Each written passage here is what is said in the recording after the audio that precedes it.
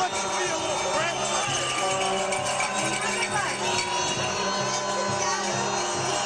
So it's I think a 13-year-old girl, they said, who's speaking right now on the big screen, and this is how this guy's responding. Do your homework, you spoiled little brat. Get a driver's license when you tell me what to do. Right here, honey. And you're grounded. Go back to your room. Get out of ninth grade. Do we have shared values, America? Do we have shared values? Why isn't that leading the evening news tonight? Are we Americans, or are we turning into monsters? How about in Oregon, where the leftist union thugs staged an anti-Tea Party protest? Listen to what this guy's saying he wants to do with the American flag, and he does it every day.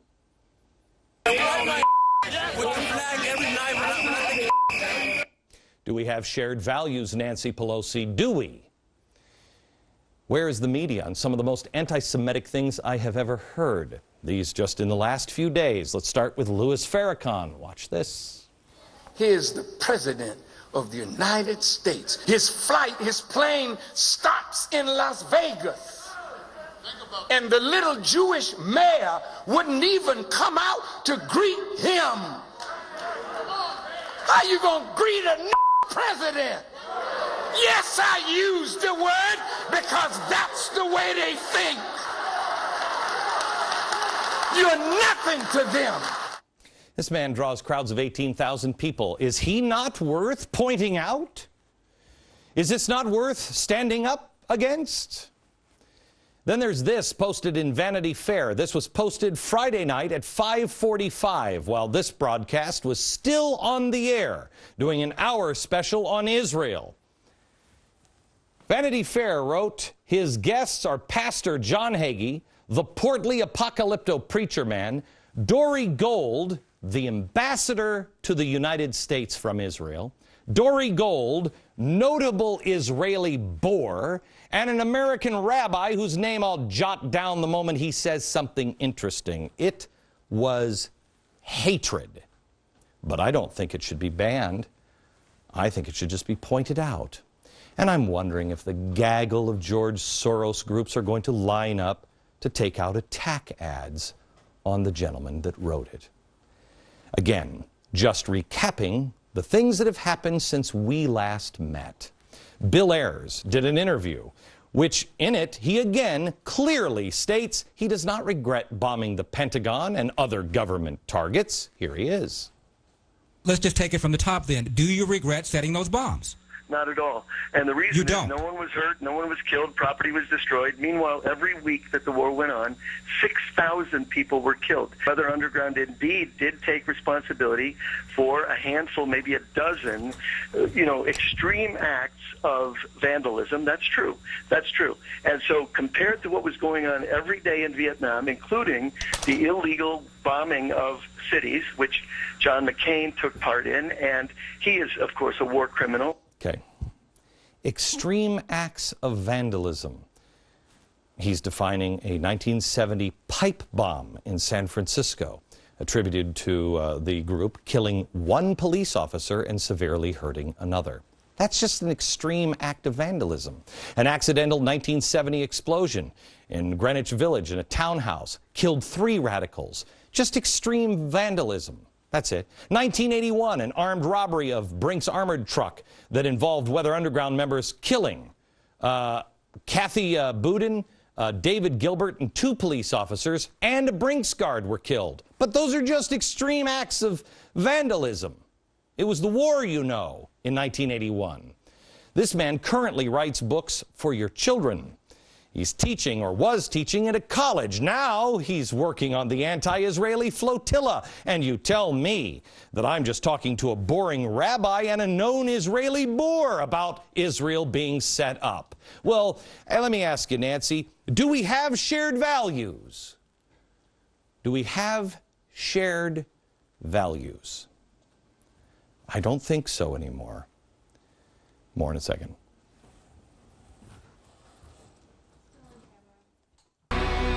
Well, Van Jones is in the news again. He was at the Power Shift conference this weekend that nobody seems to want to cover. This is the event where last time Van Jones gave this super classic quote. Here it is. You know it. You love it. No more broken treaties. No more broken treaties. Give them the wealth. Give them the wealth. Give them the dignity. Give them the respect. Now, if you just think this is just another insignificant group, think again. Green for All, Van Jones' organization was there. Al Gore was there. Even President Obama spoke there, I think, during videotape, but I know for sure he met with the leaders of this group in the Roosevelt Room. Look at that. You know what that is? That's the room where the cabinet meets. Except remember the political person, the Democrat, who says he's not meeting with the cabinet? They haven't even seen him? Of course not. This is his cabinet. The president is into redistribution of wealth. We know that. He said that to Joe the plumber on the campaign trail. He also told Charlie Gibson he would raise the capital gains tax out of fairness during a campaign debate. That's cap and trade, the green economy. It's nothing more than massive redistribution of wealth. It's in disguise, not a very good disguise, but still it's a disguise. And now they are going after the youth because they can't get it past you. Listen to how Van Jones addressed this young crowd over the weekend. When you go home, shift the power at the Thanksgiving table. When your Uncle Joe, who loves Fox News,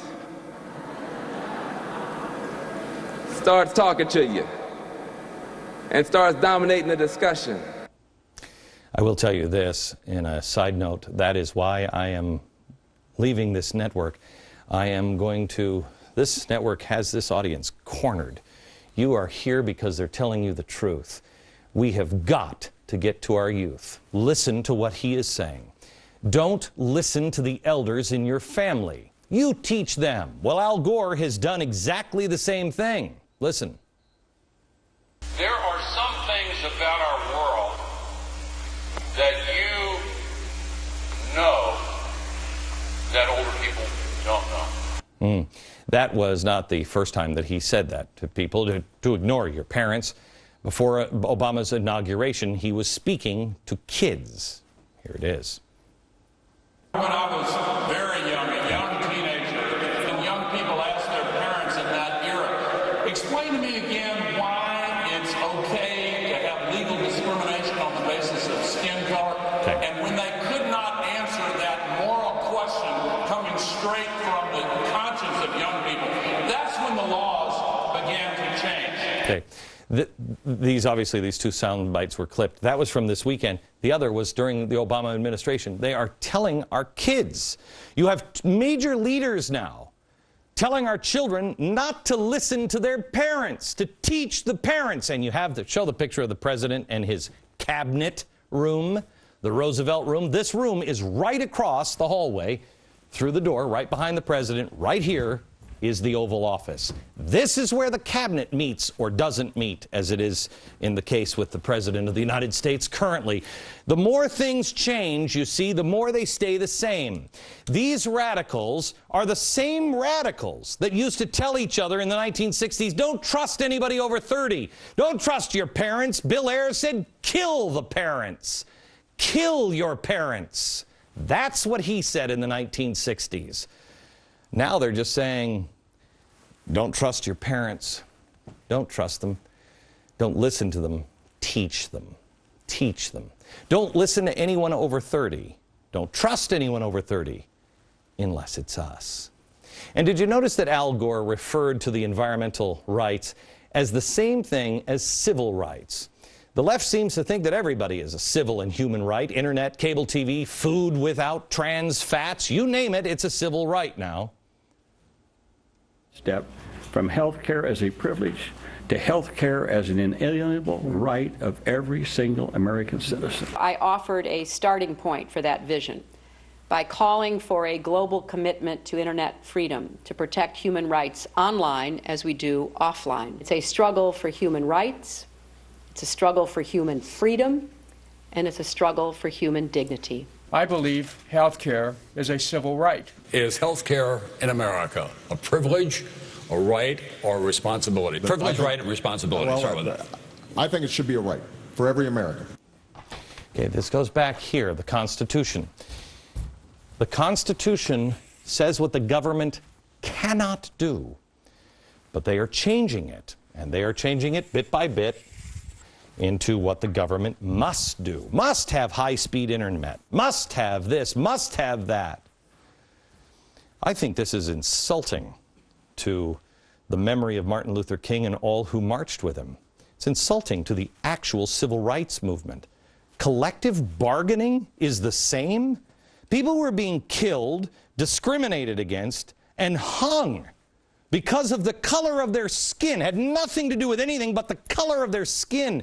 And you're equating that with salary negotiations? Wow.